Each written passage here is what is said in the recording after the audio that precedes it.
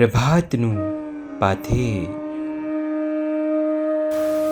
હે ગૌતમ સ્વામી, પોતાની ઈચ્છાને ગૌણ કરી દેવાનું કેવી રીતે શક્ય બને?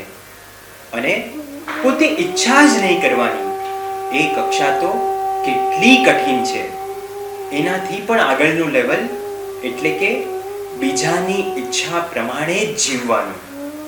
કદાચ પોતાની ઈચ્છા પ્રમાણે ન કરી શકીએ એ હજી પણ પોસિબલ છે, પરંતુ બીજાની ઈચ્છા પ્રમાણે જ કરવાનું એ તો ઇમ્પોસિબલ છે. હે ગૌતમ સ્વામી, સમર્પણ ભાવની આ કેમિસ્ટ્રીને થોડીક તો શીખવાડો.